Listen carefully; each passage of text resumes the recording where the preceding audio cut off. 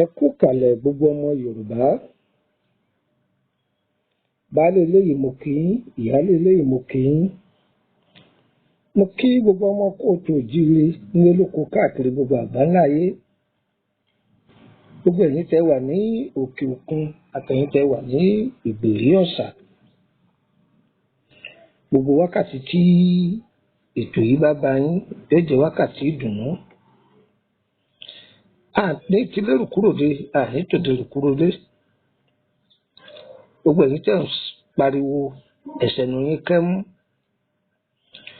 Ọ̀yá ẹ jẹ́ ká wá nǹkan ká fìdílé tàbí ká tiẹ̀ múdi wa ká fi lé nǹkan. Ẹ wá gìyí mọ́dọ̀, ẹ fẹ́ mọ́ ọ̀dí yín le téńté. Kẹ wá ṣẹ̀nu yín kẹ́mú, kẹ má pariwo ẹ yá mi létí ọ̀tún, ẹ fi tèsí lẹ̀. Ní ilẹ̀ Yorùbá,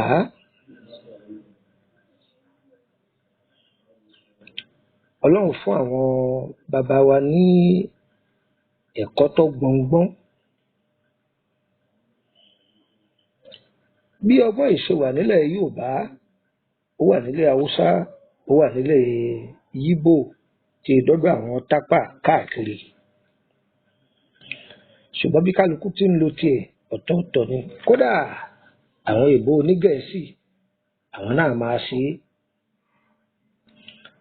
Àmọ́ ohun tí máa wo àwọn èèyàn dúdú ni pé kó ṣàjẹ́ pé èèbó ló mú kinní kan lọ́wọ́.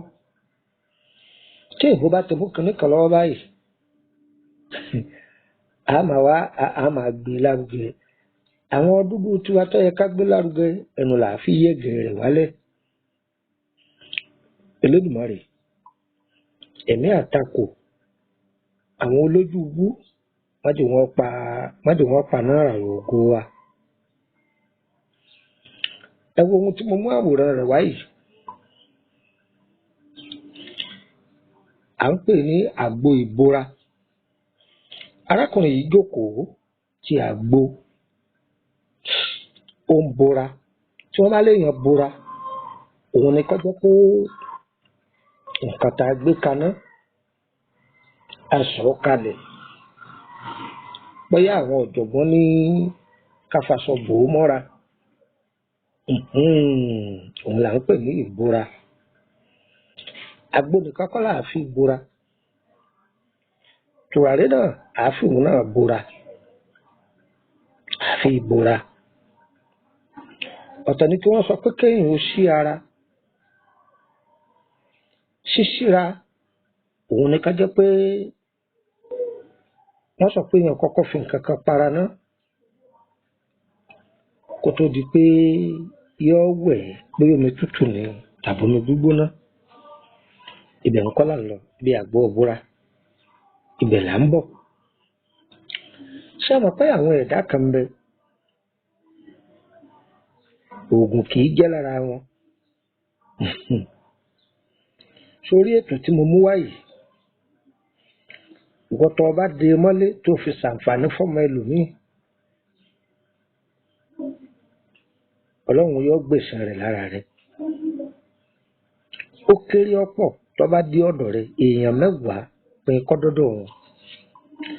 Bó ṣe wá ń pín yìí, gbogbo òdílé tó bá fi rẹ̀ lẹ́kún, àdúrà tí wọ́n bá ṣe yóò dọ́dọ̀ rẹ̀. Ká tó wá pé èmi tí mo jù wọn bá díẹ̀ tí ń bẹ lọ́wọ́ mi tí mo jù ú lẹ̀. Ní àwọn ọgbọ́n tí tá a kọ́ lọ́dọ̀ àwọn tó bí wa. Bàbá tó bí ni nìkan kọ́ ló bí ni. Gbogbo àwọn tá a kọ́gbọ́n lọ́dọ̀ wọn, àwọn tó bí wa náà ni. ẹ gbọ́ ẹni tí nǹkan kì í sábà ṣiṣẹ́ lára rẹ̀ ibòmíì bẹ èèyàn wà ńbẹ̀ tó jẹ́ pé nǹkan kan ń ṣẹlẹ̀ sára tàbá àti ẹ̀fẹ́ kí nǹkan bẹ́ẹ̀ kó tiẹ̀ ṣẹlẹ̀ ó wá gbójú sókè ọ̀tajú kan orí pé àwọn èròjà yìí rèé ọbẹ̀ kan ń bẹ ní Kútọnu àwọn Tógò náà máa jẹ ṣe rí ọbẹ̀ náà ìgbà mo kọ́kọ́ gbá láago méjì mo jẹrú ọbẹ̀ bẹ́ẹ̀ rí tá a jọ gbélé àtàwọn Tógò mọ́ èmi àmà rírú eléyìí rí kẹ̀dẹ̀kẹ́ pé bó wọn ti ṣe ata tútù àlùbọ́sà tòmẹ́tò gbogbo ẹ̀ wà ńbẹ̀ wọ́n sì fi màgí tó ń dó sí màgí díẹ̀ wọ́n rọra fi sí wọ́n wá ya ẹja gbígbẹ Olódùmarè o wọ́n dà sí wọn ò gbé kaná o tọ́ ọ bá wá ẹ̀bà gbígbóná tọ́ ọ bá fi ń gba lójú tó ń gbé ni o gbogbo ikùn burúkú tó fẹ́ dúró tí ó fẹ́ máa dà ọ́ láàmú lágbárí yẹn yóò sáré jáde wọ́n ní mòóyò ní í jẹ́ mo ní eléyìí mà ó tún lékú lọ o ẹ rí báwọn ti ṣe lọ́dọ̀ wọn nìyẹn wọ́n sọ pé tí èèyàn bá débò mí rí ò ní kẹ́kọ̀ọ́ bí wọ́n ti ń ṣe ń bẹ̀ tó bá tún débò mí ó tún kọ́gbọ́n ní Oǹdó lọ Àkókó ó ní ọbẹ̀ kan wọ́n máa ń jẹ nígbà ń pè ní ọbẹ̀ dúdú ọbẹ̀ tá à ń wí yìí ọbẹ̀ awúgbà àrùn ni o ọbẹ̀ awúgbà ni tó bá jẹ ọbẹ̀ náà gbogbo ohun tí máa dáyàn láàmú nínú ọkùnrin ò lè tàtẹ̀ kan lẹ̀ ní obìnrin wọn máa pariwo oyún òdó sí wọn lára ní Lódùmarè o àwọn ọmọ Oǹdó máa jẹ́rìí sọ̀rọ̀ tí ń sọ yìí àtàbáwọn ọmọ Àkókó lọ kàrẹ́ lọ́hùn wọ́n máa jẹ́rìí ọbẹ̀ tí ń wí ìmọ̀ báyà wọ́n máa jẹ́ lẹ́kìtì o tọ́ bá jẹ́ àwọn àgbàlagbà ní ẹ má fojú dúdú wo lúrú àgbàlagbà ọbẹ̀ ni tọ́ bá ń wojú ọbẹ̀ lúrú ò ní fẹ́ jẹ́ àmọ́ tọ́ bá fi òkèlè àmàlà gba sọ́wọ́n àbí túwó Olódùmarè o ọ máa wí ọwọ́ lọ ni ẹ gbọ́ ọkà kéèsì wa lọ́bẹ̀ ń ní o lẹ́kọ́ là ń lọ Àgbo Ìbora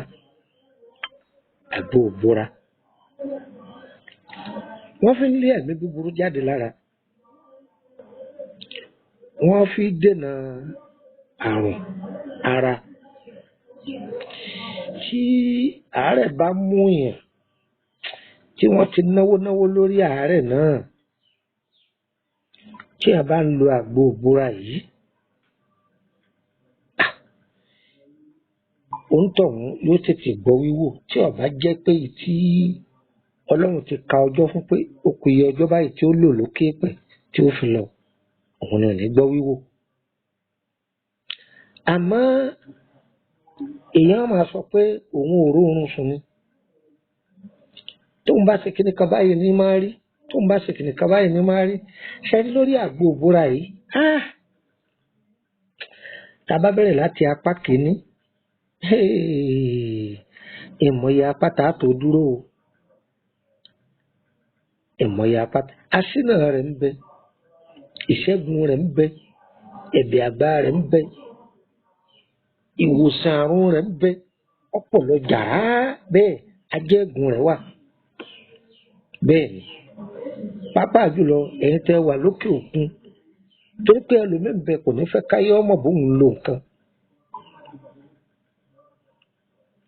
ẹni tó wà lókè òkun ẹni máa rìn lọ́kẹ́ rí nára àwọn ewé tá a máa júwe ẹ̀mí ẹ̀sìn lè máa rí tọ́jà pé ẹ kàn bá àwọn eléwé ọmọ ni wọ́n kàn bá yín dì ẹ̀yin ọmọ bẹ́ẹ̀ ti máa yanjú ara yín lọ́hùn kò sí ohun tó kan nìkan mọ́. Ọbẹ̀ ló délẹ̀ yìí o, ọbẹ̀ ló délẹ̀ yìí. Màá kà fún yín yóò pé ìwọ náà fi sọmọ ọmọ aráyé sí wọn lóore. Wọ́n tí fídíò yìí bá wá dọ́wọ́ rẹ̀ tọ́ ọ bá dé mọ́lé orí tí wọn náà wá ọlọ́run ò ní jó tó ọ lọ́wọ́ o, ìǹsí pé o. Ṣùgbọ́n tó bá ti sílẹ̀ fọmọ ẹ̀dẹ́ ènìyàn tí wọn náà pín kiri, ọlọ́run o, oore yìí tó retí àti èyí tó retí wàràwàrà lọ́lọ́run máa fi tọ́ ọ lọ́wọ́, ọyẹ máa bá ń ká lọ. Orúkọ mi ni Lukman ọmọ Àyàndáre, bàbá ọgbọ́n, ọmọ ọ̀dọ̀ àgbà.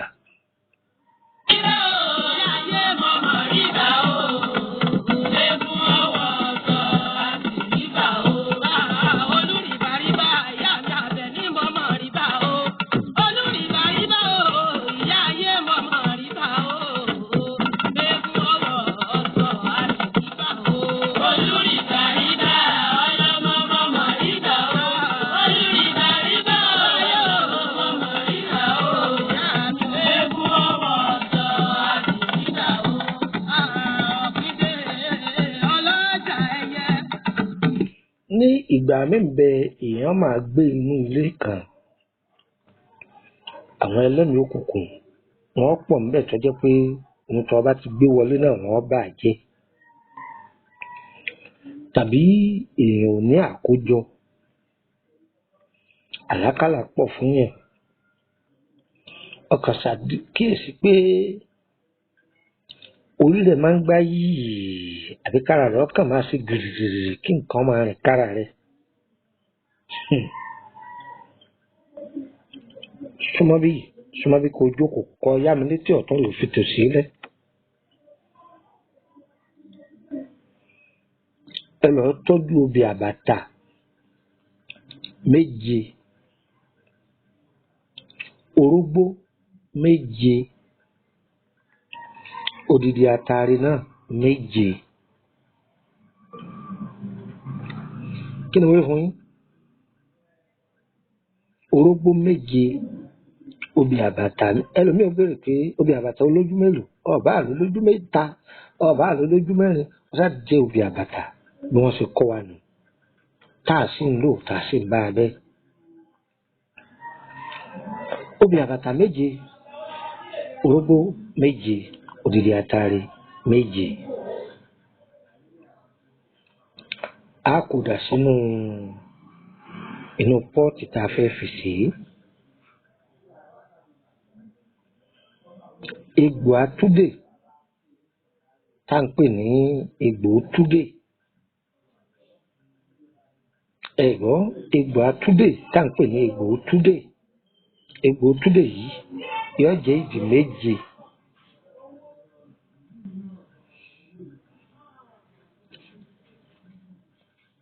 Èpo ọ̀bọ̀ ẹ gé sí 7. Ẹ wá lọ wá ewé àkókò ẹ já òdùnú àpẹ. Ẹ ti jẹ́ ewé àkókò ẹ ti kó sínú àpẹ. Ewé làpálàpá funfun ẹ já òdùnú àpẹ.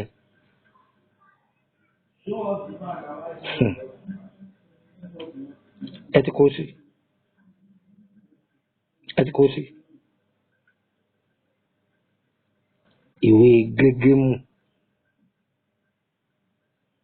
ẹ jẹ́ kó sí.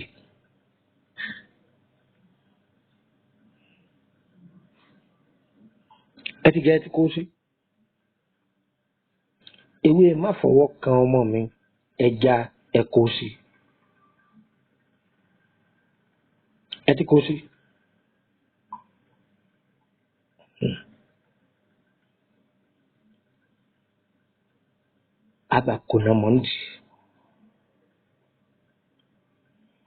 Abako iná mọ́ nídìí sí ẹ̀. Ẹ bẹ̀rẹ̀ pé kí omi wo la lò?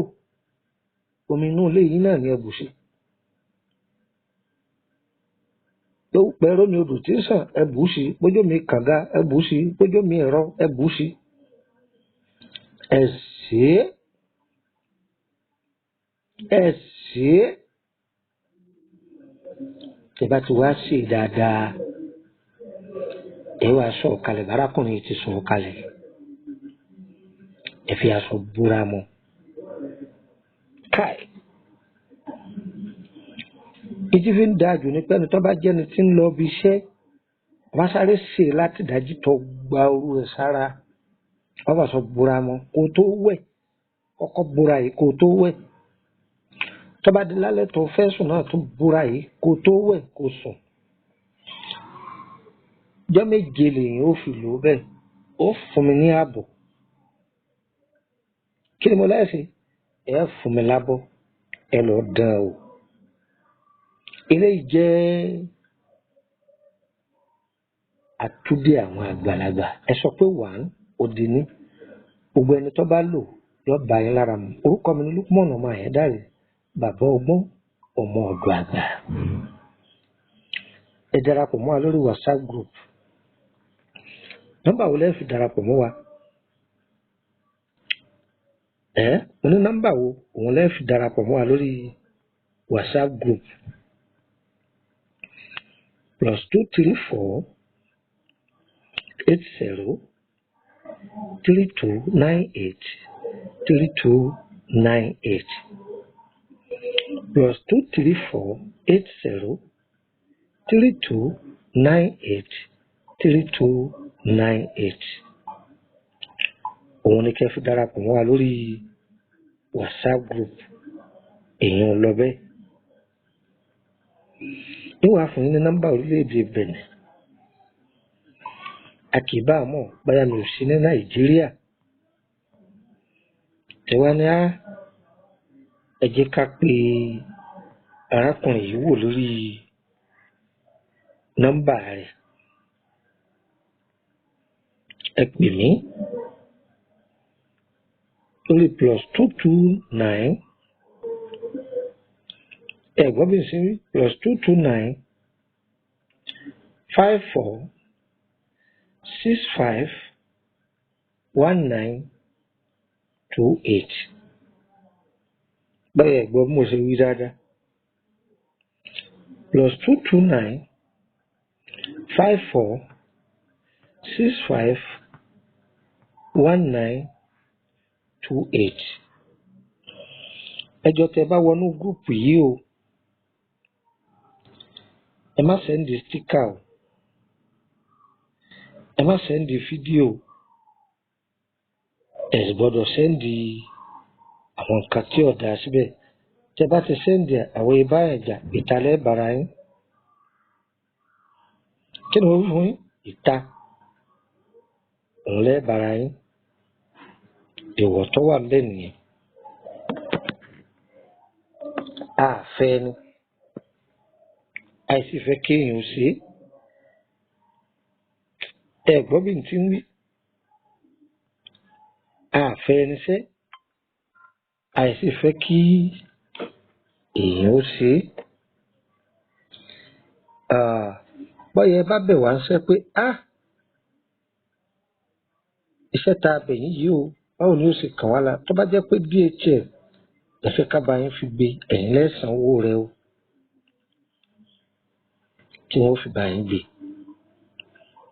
Mo ń gbé ìlú Ìkòròdú mo sì ń gbé Kútọ́nù bákan náà mo máa ń tráfù káàkiri o. Ǹjẹ́ gbọ́ báyìí mo wí tèmi o. Iṣẹ́ tí mo fún yín yìí mi ò fún yín torí kẹ́ lè wá bá mi fún ìtúsílẹ̀ ni káyé náwó mógùn káàkiri mọ́. Ẹ lọ ṣe é gbogbo àwọn kan báyìí làwọn àgbà àtijọ́ máa ṣe tí wọ́n báyìí ti ṣe é ọmọ wọn ni wọ́n ṣe é fún. Wọn á ní bọ́ọ̀yìn kò síràwọ̀ tí ó lè lò ó má jẹ́ nìkan tàn jẹ pé ìràwọ̀ kan èlò kìíní kan eléyìí ìṣẹ̀ráwọ̀ tí e lò ó ọ̀gbẹ́ni ọba sì lò ó yóò bá yín ní ara mu. Ó ní àwọn àṣírí tí ó máa tú sí ọ lọ́wọ́ tí òun náà bá lò ó rí àwọn àlá rẹ̀ bí ó ṣe rí wọ́n gan mọ̀ pé ìṣẹ́gun dé adára fún wa o a ní tójú lẹ̀ mọ́lẹ̀ o a sì ní tẹ̀sùn àgbà mọ́lẹ̀ o kòtò tọ́ta gbẹ́ kalẹ̀ àwọn ni wọ́n máa kàn sí agbára Elédùmarè. ẹ fẹ́ béèrè nípa ìrìn àjò yín ni àbí lórí ọ̀rọ̀ iṣẹ́ yín àbí ìtọ́jú ara ẹ kàn sí wa.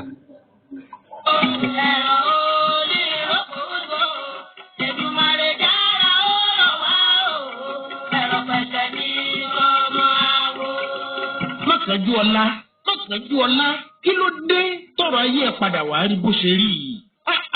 Pẹ̀lú bí mo ṣe ṣàlàyé fún ọ tó pé pa abẹ́rẹ́ lókun tọ̀. Bàbá àgbà oyè mo wí bẹ́ẹ̀ lẹ́yìn àgbà jẹ́ ló tún fẹ́. Bá sọ tẹ́lẹ̀ fà ọ̀bá fẹ́ lọ́jọ́ ńlànà. Kò sẹ́ni tí ó sọmọ rẹ̀ ní fáwí bẹ́ẹ̀. Mo pidán ìdájà sásán. Mo dára títí àràrà mọ́lẹ̀. Bàbá ṣé kí n mọ́tàn yín gbogbo ìgbìyànjú mi pàbó ní jásì. Bàbá ayé ti sú mi. Má kánjú bó ti ṣe rí nǹkan lọ́dà. Bàbá bá ń bọ́ ọmọ kékeré sọ̀rọ̀ tí màjèsí ń gùngi ọrùn bí ti rí nù. Bí wọ́n bá ní kó pè bí ti rí wá. Gbọ́ ọba ni kò tí ì bàjẹ́ o. Bọ́ọ̀ bá tún ní lẹ́nu mìíràn. Má kánjú gba nọ́mbà yìí kó pè. Lukman ọmọ Àyẹ́dáre bàbá ọgbọ́n ọmọ ọ̀dọ̀ àgbà ní gbogbo ayé mọ̀ sí. Ojúlówó ọmọ sẹ́yìn ní bàbá rẹ̀ tó gbé gbogbo ọgbọ́n àtinúdá táwọn àgbà fi ń jágbà lọ́mọ rẹ̀ Lukman lọ́wọ́.